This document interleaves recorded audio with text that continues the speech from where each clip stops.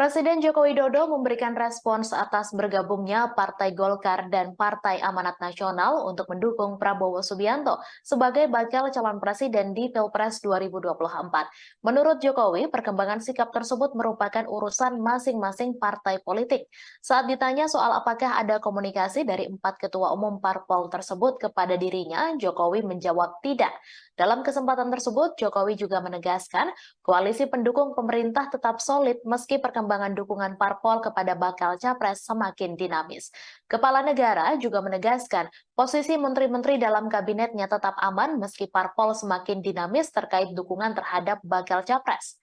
Sebelumnya, Partai Gerindra dan PKB serta Partai Golkar dan PAN resmi berkoalisi untuk Pilpres 2024. Tak hanya berkoalisi, mereka juga menyatakan dukungan pencapresan terhadap Ketua Umum Partai Gerindra, Prabowo Subianto, dalam acara pernyataan dukungan di Museum Perumusan Naskah Proklamasi Jakarta pada Minggu 13 Agustus. Koalisi ini ditandai dengan penandatanganan kerjasama politik oleh 4 ketua umum partai politik masing-masing, yakni Muhaimin Iskandar dari PKB, Zulkifli Hasan dari PAN, dan Airlangga Hartarto dari Golkar, serta Prabowo mewakili Gerindra.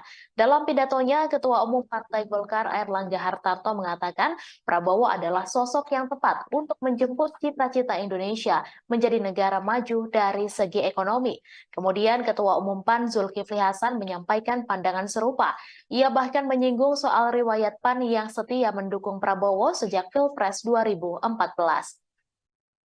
Sementara itu, Ketua Umum PKB Muhaimin Iskandar mengaku gembira dengan bertambahnya rekan koalisi.